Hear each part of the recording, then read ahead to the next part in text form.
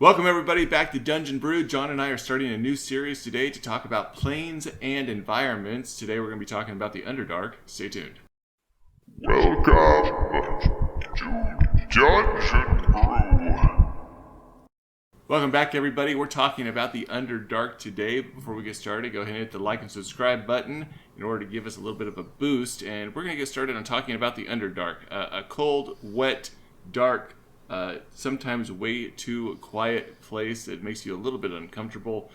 John, where do you want to start in delving into this whole other world that I just don't think we give it enough credit sometimes, honestly. I know it gets a lot of attention in video games, that type of thing, but I don't think that we really give it the attention it needs when we're playing it in a D&D ttrpg setting. It's difficult to capture, really, is the thing. I enjoy using Underdark. I use it in quite a few campaigns. I think that of all the modules released, or all the campaigns that released, the Out of the Abyss for 5th edition is one of the better ones. It's an excellent resource when it comes to the options that are available for it. But yeah, I agree. I think that it's one that sometimes when you're trying to run it, capturing the sense of what the Underdark is for your players and making them feel immersed is sometimes difficult. And there's basically two ways of doing this. There's the mechanical, the actual game rules that are going to come into play when you're playing there, and then there's also the narrative, the story, the prose that you're using in order to try and capture that essence of what the Underdark is. So the Underdark, to begin with, is just it's the area below the world, and for some settings this is actually considered a separate plane of existence. You pass through usually caverns or tunnels or something like that, and at some point you pass into what is considered the Underdark. So not every cave that exists in the world would take you to the Underdark, and not all caves are deep enough. So you can have mountains that go, or you can have tunnels that go deep into the mountains where dwarves live, but the dwarves aren't actually in the Underdark. They're still considered part of the upper plane, like the surface world to a large degree, or they're in kind of this middling ground between the surface and the Underdark, but the Underdark is considered to be its own area that is separate from that. And like I said, in some settings it's actually considered to be its own plane of existence.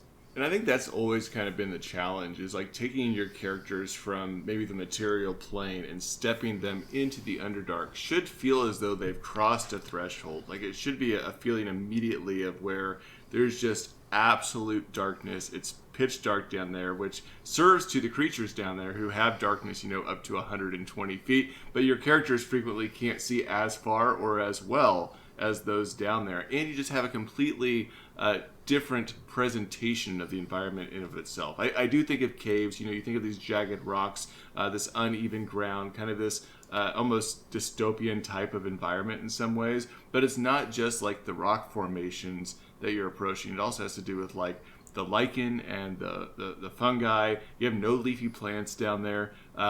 You have just this completely, I'm trying to think of a good way of describing it. It's just a completely different feel of when you step in there that you wouldn't see on the surface world. Yeah, it's alien. It feels like a different world entirely. When we were younger, we went into a lot of caves, and the part of going into a cavern was always, we're going to turn off the lights so you can see how dark it is, and it's pitch black. You cannot see your hand in front of your own face. There is no light to speak of. And for humans, I think that that's really important. So, if you recall, when I was running the Eye of Baelor campaign, you guys went into this ancient dwarven city that was underground, and we weren't quite in the Underdark yet, but part of the description I offered was basically I have very limited light settings, so you guys had this little 20-foot, 30-foot area, and you were inside of this massive cavern, this massive darkness, and you couldn't see anything. So for most of the party, you were kind of wandering around in the dark. You couldn't even see across the street with your torchlight to be able to figure out what was going on the other side. You couldn't see how far the streets extended. You couldn't see how high the cavern roof was. And in some instances, I was like, oh, well, there's some glowing lichen. And so that's really far in the distance, so far away that it's difficult for you to even make out. It almost looks like stars in the sky from that distance. And I think that it's important to kind of recognize that that kind of visual limitation is going to be very difficult for surface creatures to feel comfortable with. Dwarves are probably fine with it. That's comforting to have the darkness surrounding them. But for humans, not quite so much. For halflings, not quite so much. And then on top of that, you have the kind of echoing that occurs in these type of environments.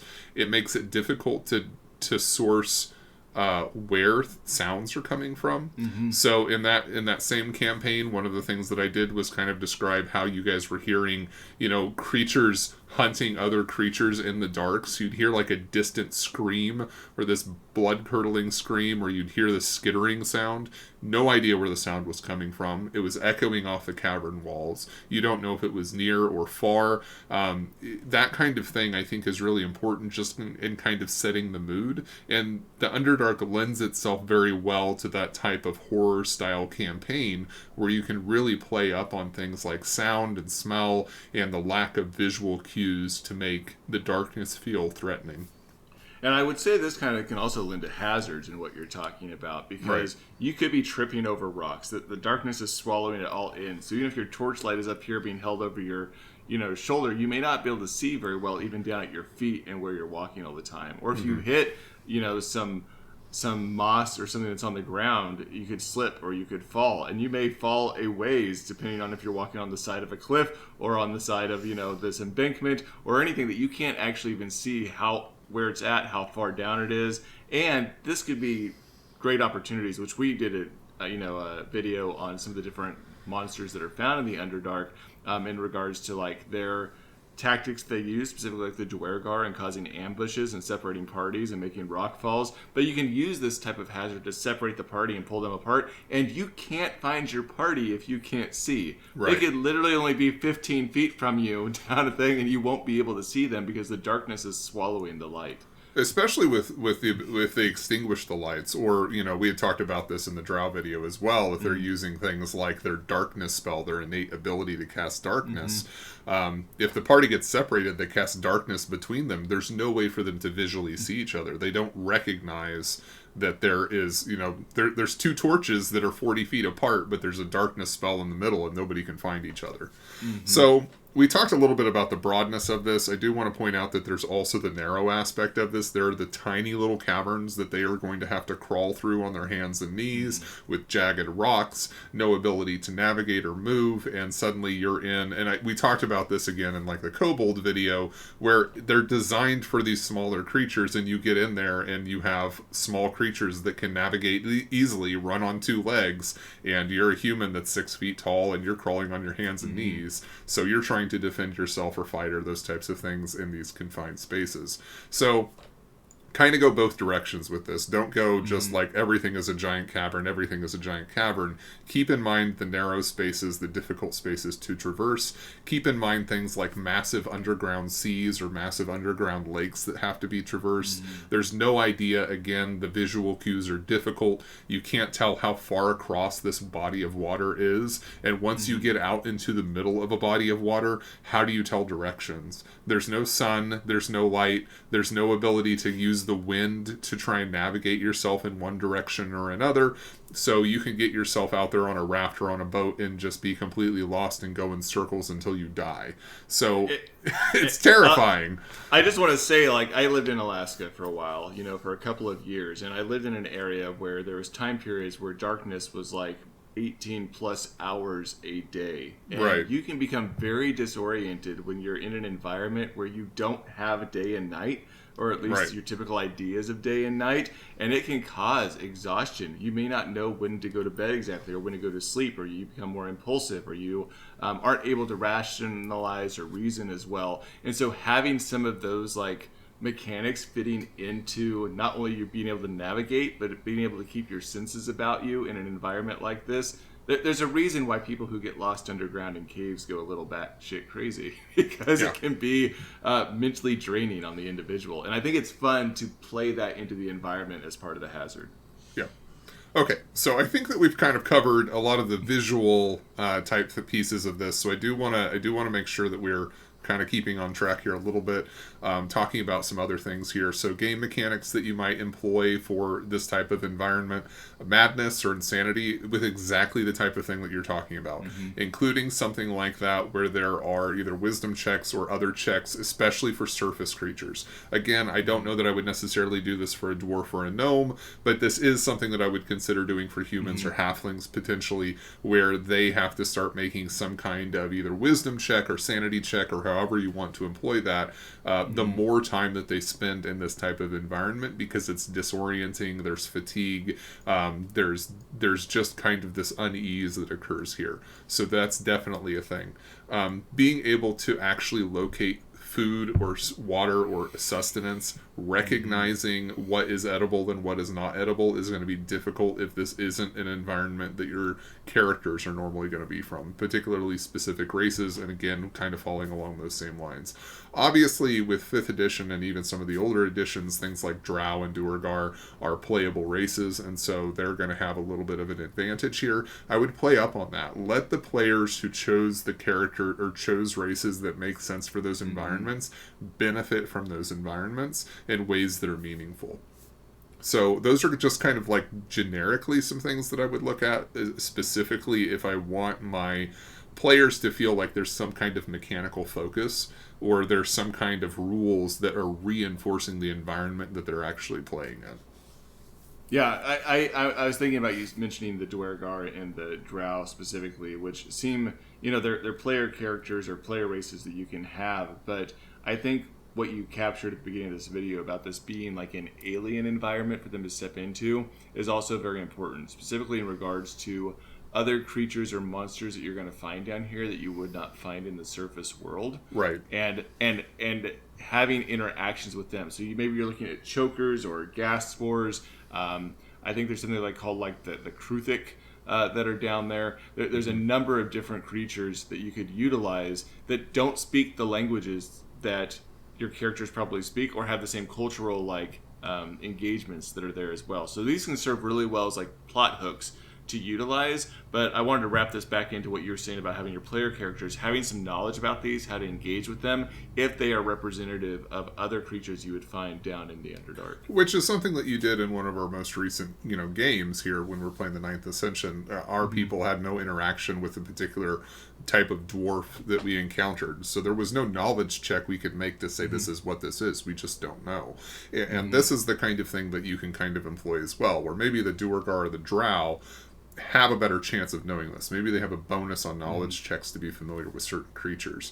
But kind of continuing creatures that you would consider, it's very easy to include generic creatures. Most of the time, spiders, lizards, those types of creatures are really easy to do. But you also get into things like the alien-style creatures, where you're talking about beholders and illithid and aboleths and those types of things, if you're looking for the more powerful and alien-style creature. And then there's also the Kuatoa and the Sahuagin, if you're talking about more of the marine style areas of the Underdark that are closer to larger bodies of water or oceans or those types of things. So you can get really creative. This is one of those really diverse style environments that has been very developed over the decades, to the point to where there's many options available if you're looking to try and make the world or make the area feel full and have a number of options. And that doesn't even include getting into the the weird and strange creatures like bullets and that type of thing that are definitely dangerous to parties if they're not careful. So I don't know, I'm going to throw a question at you, a curveball, John, and I don't know how well you'll be able to answer this, but when we've played campaigns before and we're on the material world, I always find that my characters are very often just stacking up certain skills or utilizing certain skills in order to navigate and get through a material plane.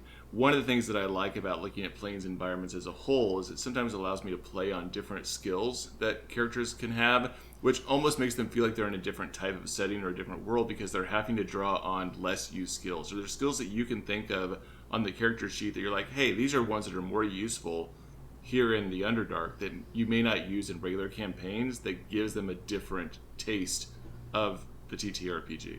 So I think that most of them are probably going to be used in much of the same way, but I am going to point to a resource real quick in relation to that question. It's called this. It's a Spelunking Survivalist Guide to Spelunking, and this book is basically just an excellent way for you to dive into getting into the Underdark and using skills and things like that, what you're talking about. And I will post, this is AAW Games. They're not sponsoring us. Nope, this was not planned. I did not know he was showing this book. Yeah, so it's a great book. It has a ton of great resources for exactly the stuff that you're talking about. If you really want to get into diving into the Underdark and talking about specialized skills, talking about specialized plant life, creature life, talking about spelunking, it's an excellent resource for that type of thing. I don't want to go into a 10-minute rant about all of the contents there. If that's something that you're really interested in, I would go and look at that as a potential resource if you're interested in trying to do a deep dive, especially if you're planning like a larger campaign for this style of environment. Yeah, that's great. I did not know that. Thank you. Yeah. Well, I have more of those. I think that getting creative with skills and abilities and things like that help reinforce this type of environment. That I have a tendency to create new skills or new ability scores or any type of mechanical thing like that anytime that I feel like it's necessary or I feel like it'll reinforce it. It's really important from a mechanical perspective to reinforce the story you're trying to tell. For 5th edition, it really is kind of a blank slate when it comes to this type of thing. You end up in situations where they kind of leave things broad for you, and it gives you a lot of opportunity to come in and say, I'm actually going to add in a spelunking skill, or I'm going to add in orienteering or something like that allows people to try and navigate across environments and that type of thing. And those are skills that I've incorporated into games that I've used before, or into games that I've ran before. So the only other thought that I have specifically with the Underdark in terms of just like pacing to really immerse your characters into it is when I play in the Underdark, I really like to focus on exploration and slowing the game down. I like it to feel like you are moving almost at a snail's pace and getting through certain areas, and then you make battles really hard and fast and quick, and then the exploration piece slows down a little bit. Even you start slowing down your speech. You might use sound of like dripping water or cave sounds in the background for some ambience with your folks. You want to give it this feeling of almost being in solitude, in seclusion, and trying to find your way. And that's something that I think is very specific to this plane or in this environment that you may not see in every environment.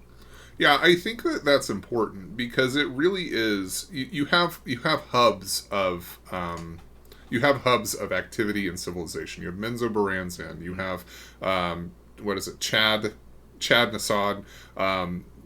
Blingden Stone, like you have these large hubs of civilization. There is not much between them.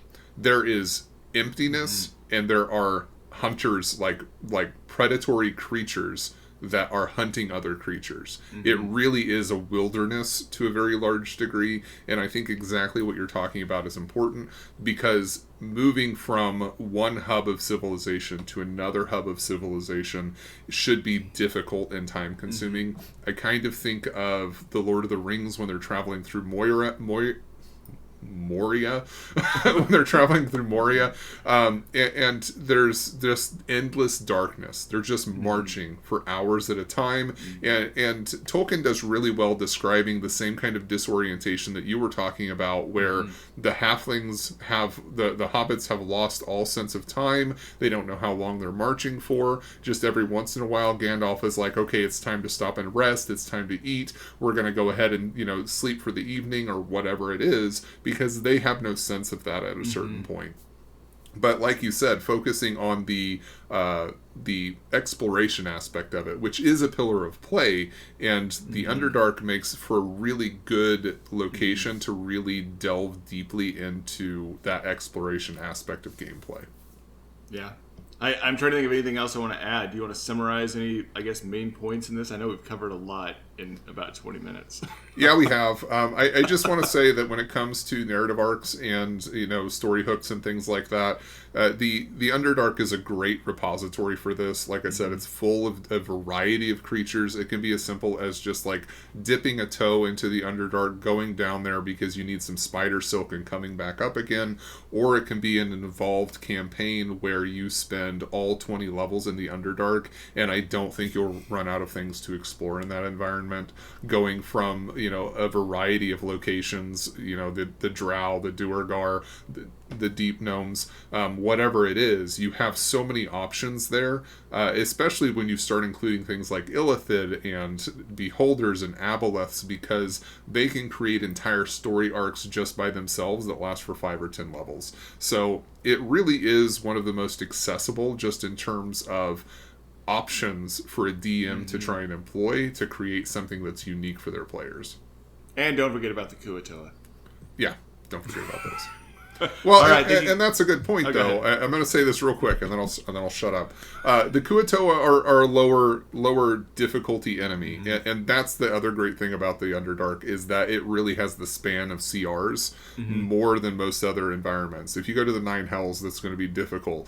But when you're talking about the Underdark, you have low-level 𝐾𝐤𝐤, low-level 𝐸𝑠ah𝑤𝑎gan, and low-level spiders and lizards and things like that, all the way up through these power like dragons and other things like that live in this environment. So you're not going to run out of creatures. You're not going to run out of options in that regard.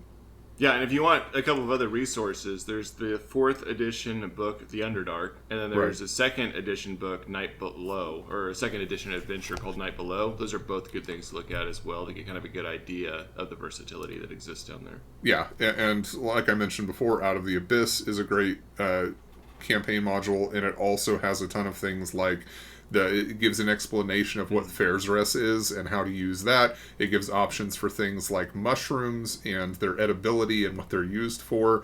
The Survival Spelunking Guide, and then I'm going to show you one more book here.